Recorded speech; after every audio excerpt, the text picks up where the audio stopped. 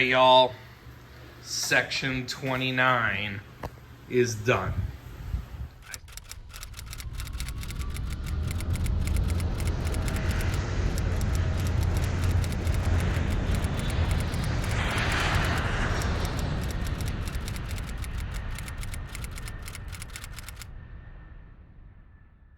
I started section 29 in May of 2023.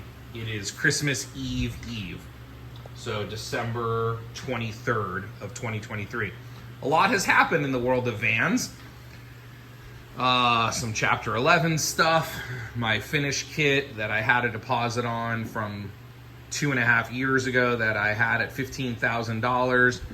With lots of stuff removed from it, it was only going to be about $10,000 for my finish kit, because I was going to get a cowl from Show Planes, brakes from Matco, some stuff like that.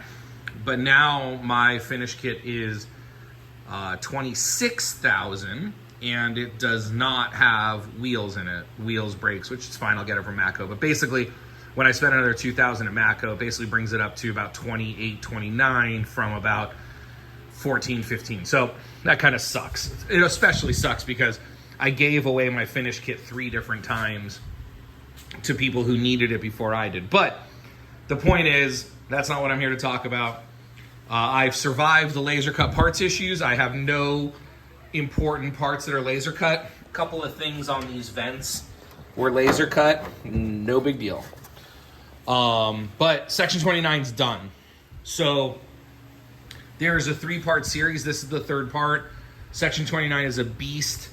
But I'm going to go ahead now and show you kind of the last few bits and pieces from, final drilling, dimpling, riveting, getting the landing gear mounts installed, some Knack Events stuff that's not necessarily in the plans, but or not yet, but I wanted to do it now. So I'm going to go back and show you all of that. But man, floorboards. So I did the floorboards yesterday. No gotchas there, right? Just pull rivets, super fun. And yeah, just kind of finagling your way around. But here it is, the rest of the detail of the 3rd part for section 29. It's done. Tomorrow I'm gonna put the steps in. I've got a plan for that, and I'll share that with you later. I'll also talk about the wheels that I have this thing on. But yeah, there it is, it's a canoe. Hey y'all, it's been a while since I filmed a video. Basically just been machine countersinking, dimpling, priming, getting everything ready. So I'm about to start putting the skins permanently on the plane, but I wanted to get my Knack Events glued on first. So I ordered 4 of these Knack Events, the SV1s from Vans. And what I did is, I've already erased it, but I put a center line here, and I put a center line here, and then I found the center, and I extended it. I've already erased it, but I extended it.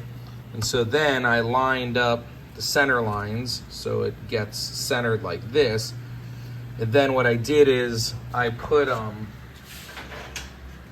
this rib here to get my spacing, and then I just added like 1/4 of an inch, maybe 1/8 of an inch, and I've checked it on the other side, it's correct. So now what I'm going to do, I've already done it on one, I'll show you, is I didn't want to do this before. I should have. It's this Eco Prime, boy, let me tell you, it says it's not as chemical resistant as the epoxy prime, whatever they call theirs, the 2-part. This is the 1-part from Stewart.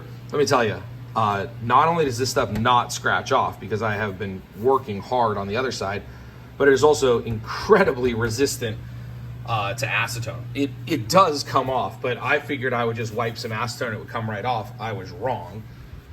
You need to mechanically scrub it off and then go back and clean it. So this is the other piece here.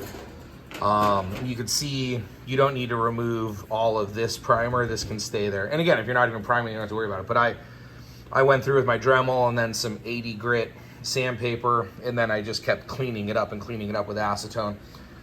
So I've spray painted or primed my vents, and those are gonna get JB welded on here tonight. So I'm gonna do the same to this one, and then I'll get you some pictures after I glue them on.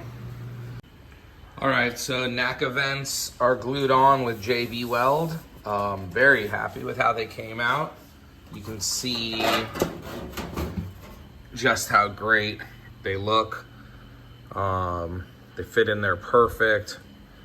So I'm really happy with that. I wasn't sure if I should paint the inside of these or not, but I figure when we do the final paint, we'll figure that out. So for now, it's just scuffed in there and ready to receive paint. So I got started on assembly this weekend, another baseball tournament with my son.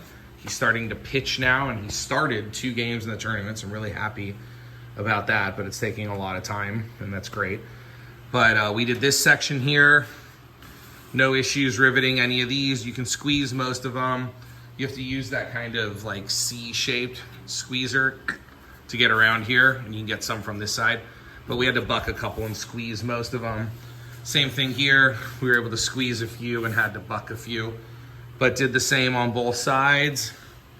And then got all these riveted on both sides. But you can see we did the top line, the bottom. This one was hard to get to, I'm not gonna lie.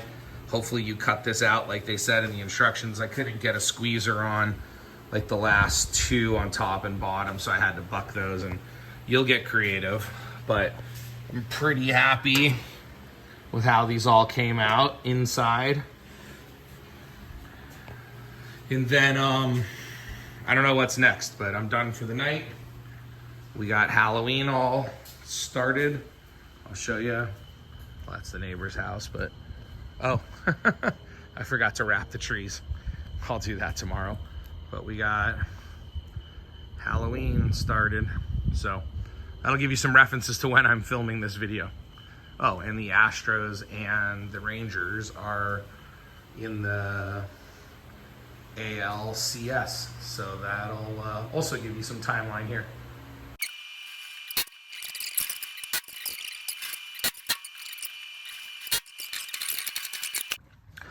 Anytime anything moves, I get excited.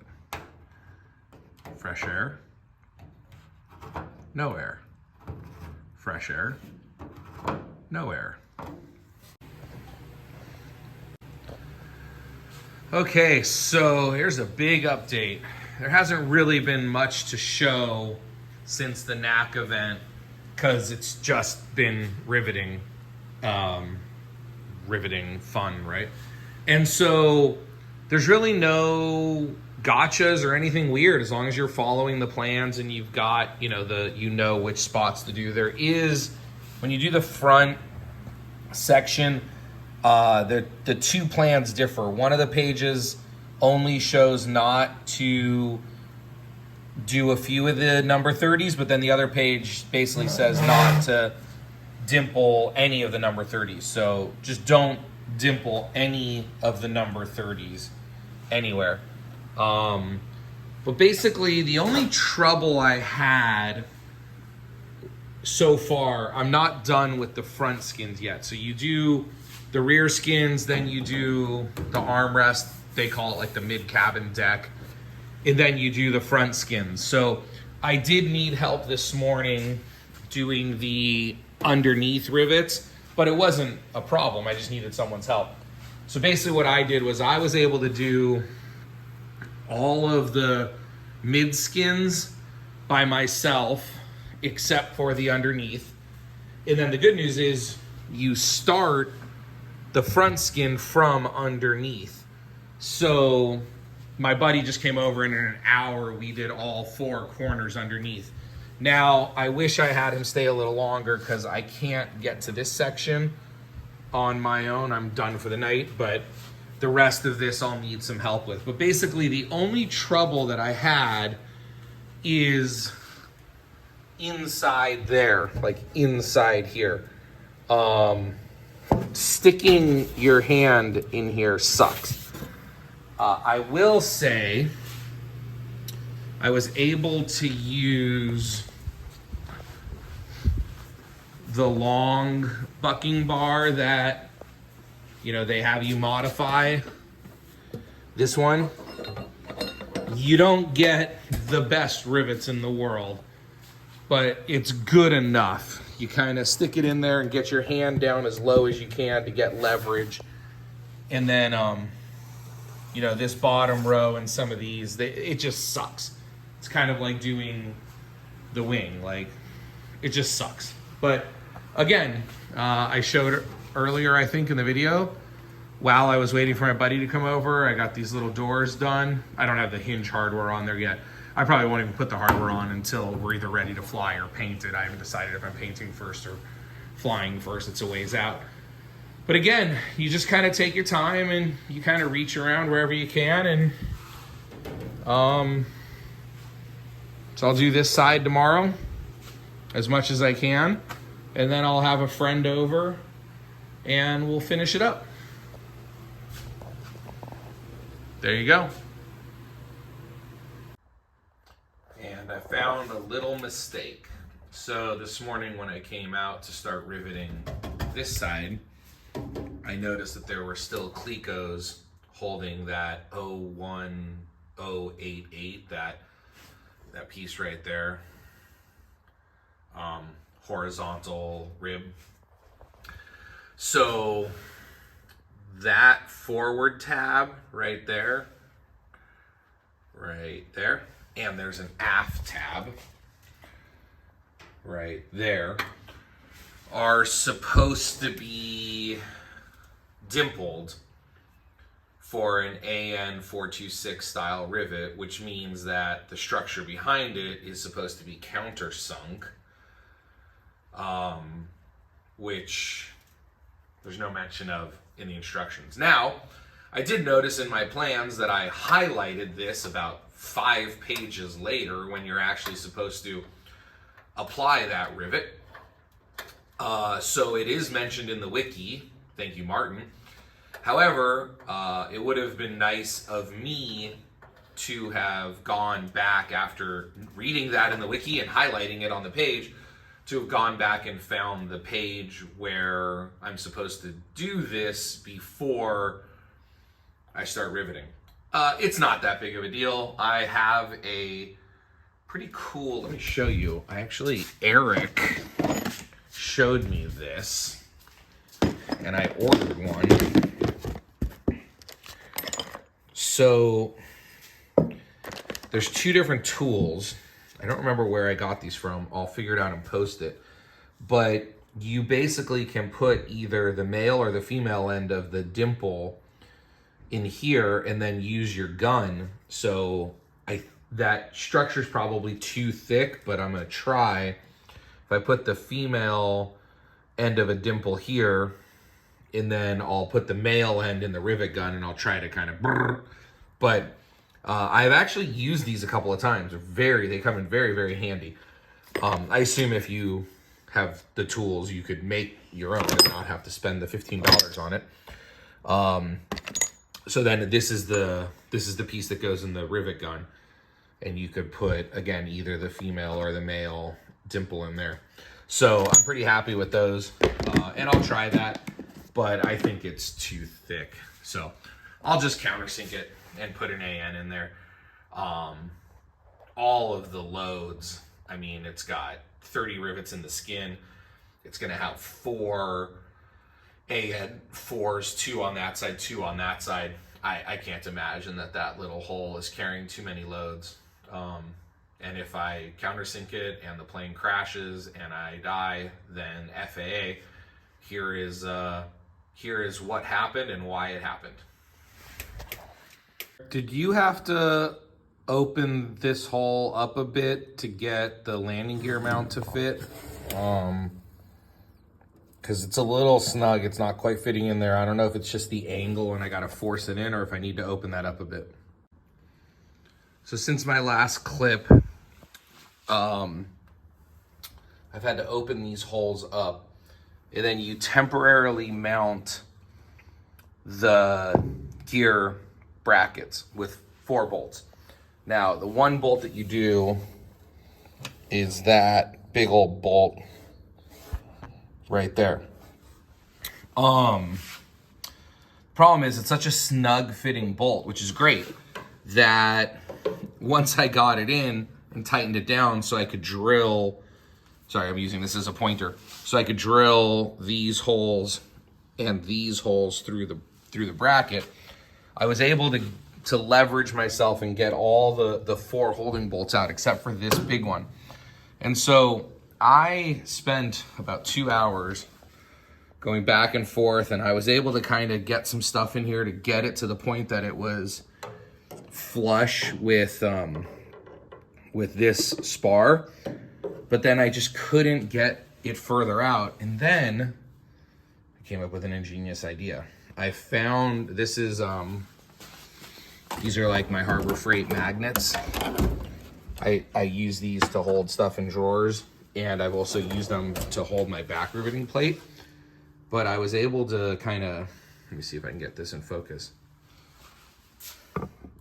I was able to clean up the threads and taper this screw down, stick it through the hole there, then go in here, put a wood block, I only have one hand, put a wood block against this gray thing here, and then leverage it and push the bolt right out. So with the wood block there, so I wasn't damaging this, and boy, was that easy. So now you can see the bolt is sticking out. I'm just gonna reach in there with my fingers and grab it now. But that took me 2 hours to figure out, and I hope I save y'all 2 hours with this little trick. Hey everybody, I'm taking a break from the RV10 to do our annual. Say hi. Say hi, Kevin. To help our AMP Chris, who's somewhere here, with our annual on the 182. So let me show you what we're working on here. We're working on one thing that I'm pretty good at, which is drilling out rivets. So for those of you who fly a 182 or 172, these are seat rails. And there's an AD for 100-hour inspection. We just did those a couple weeks ago because they failed the test. And then these were okay, but we don't like them. They're looking pretty bad. They passed the test, but they're pretty bad. So I needed to do those before I took my instrument rating. And now these were just in annual, so we're pulling them out. So anyways, just got to drill a whole bunch of rivets and then rivet them back in, which are things I actually know how to do. And then our AMP will sign off on it. So this all happened a lot easier than I thought it was going to be. Based on the challenges I had getting some of the bolts out, just because of how tight everything is, I was suspecting that I'd have some trouble getting all the bolts in, and I really didn't. I mean, a little bit of hammering, but nothing too excessive, no thread damage.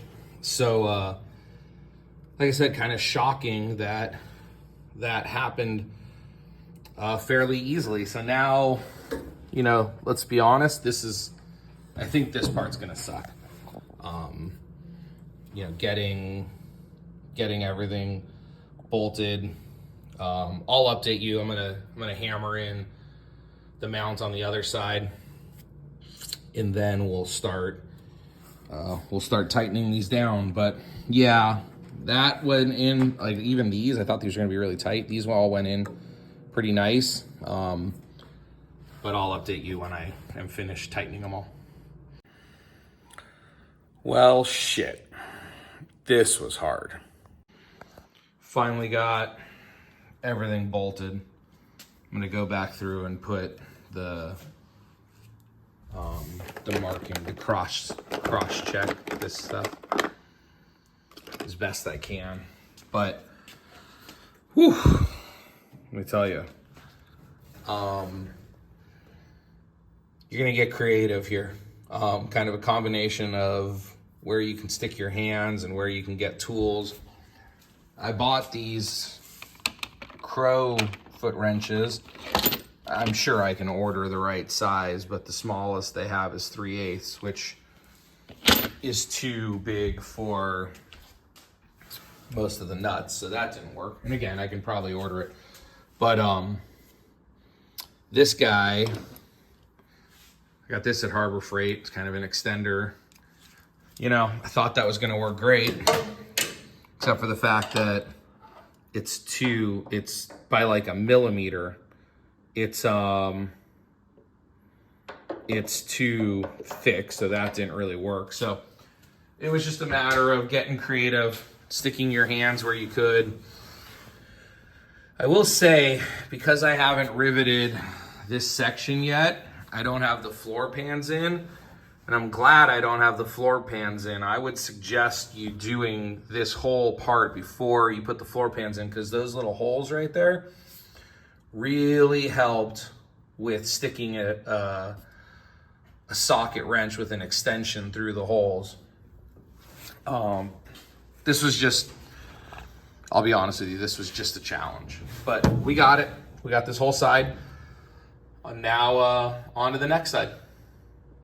So while in the middle of all of this sort of bad news and LCP and challenges with Vans, a bit of good news, I got my instrument rating on December 1st of 2023, and a good buddy of mine who I used to fly remote control airplanes with has a 540 that he had refurbished a few years ago or rebuilt a few years ago that he was going to put into a project, and he's no longer doing that project. So he's getting me some more details on it and some pricing, but he's got a 540 and a MT 3-blade prop with the governor and everything, and I'll update you on the progress of that.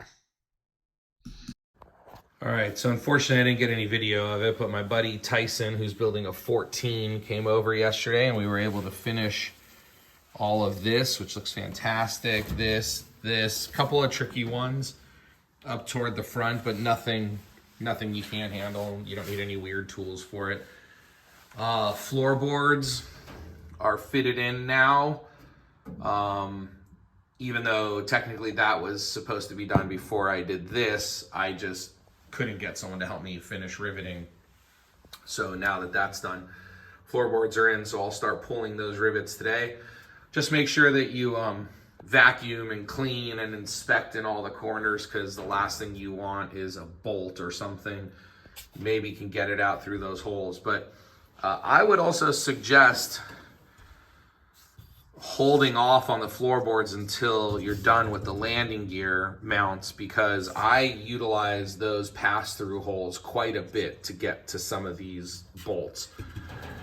The last thing I want to share with you today is these. I've shown you these before, but I've never seen them now on the airplane. So a friend, another RV10 builder in town here, built these. There's one for the tail, but it doesn't attach until the tail cone gets here. So I'm gonna probably try to jerry rig it with a piece of wood or something that I'll drill through some of these holes here. It's this tail wheel right there that kind of goes on the tail cone area with an extension bracket like that. So I think these four bolts attach somewhere to the tail cone. I think, like, yeah, anyways. But and then it rests on the ground, but without the weight of the tail cone and the extra arm, it will fall forward right now, I think. So I'll probably put some weight in the back here. But my plan is in the next couple of days, now that I got these in, to get it off the table, which I think will even make riveting these floorboards a little bit easier to start working on the inside of the plane now, because pretty much everything on the bottom is done. So yeah, there you go. That's an update.